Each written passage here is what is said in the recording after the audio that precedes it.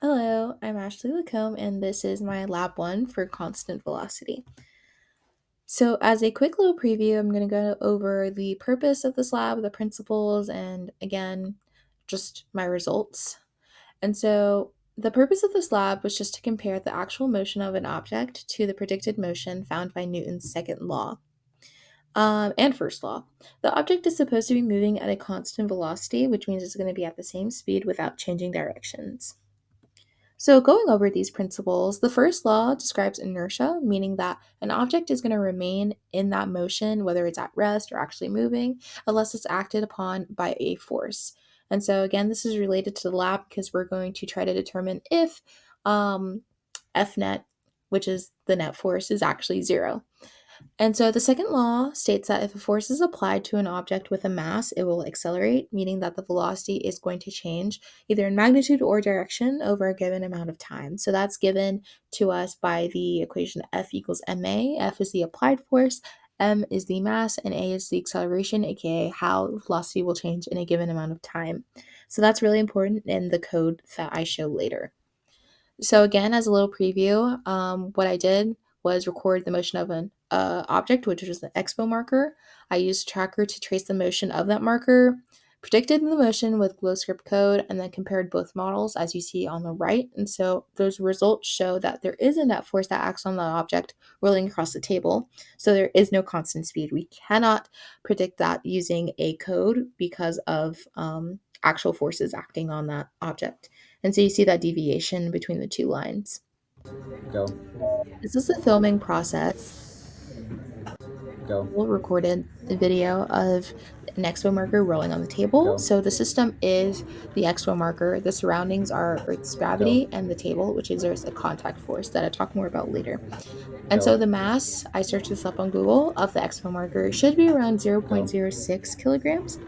And then you see in the video on the top, there go, is a meter stick, which was used for a frame of reference when using the tracker. And so I have a little screenshot of kind of what it looks like, kind of the setup.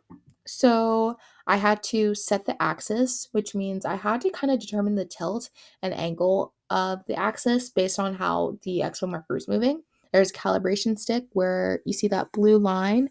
I set that to be the actual length of however long it is on the meter stick. And then I trace the movement of the expo marker. You see those like red little numbers on the left, and then on the graph, that's what's given based on the tracings that I did. And so now for the glow script, you can see the pictures of the code that I have, and just kind of describing some things I changed from the starter code. I changed FNet, which should be zero. I changed the ball's velocity, and I used the tracker's data to do displacement over the change in time to find the velocity, which should be constant. And then the starting time, I changed it to 2 since the marker is in the frame at the 2-second mark. And then the ball's mass, I changed it to 0.06 as stated before. And then the top right is kind of a picture of how the animation looked after it ran. And so, kind of an analysis, you can see, as I mentioned before, there is a deviation in both the lines, meaning that the ball or the expo marker is actually not moving at a constant speed. You see that the slope has a gets decreasingly steep. So you can see the similarities that I identified and the differences. And so, based on those differences, the GlowScript code does not always predict motion accurately based on the difference in the two lines. So, the expo marker was not moving at a constant velocity. The nonlinear line makes it apparent that the velocity is changing by a certain amount. So, GlowScript was not representative of the actual motion. And this is mainly due to the external forces. There is a contact force of friction, meaning that it's slowing down the movement of an object. So the marker is going to have a change in velocity. And so also it could be some human error of like shifting or shaking the camera.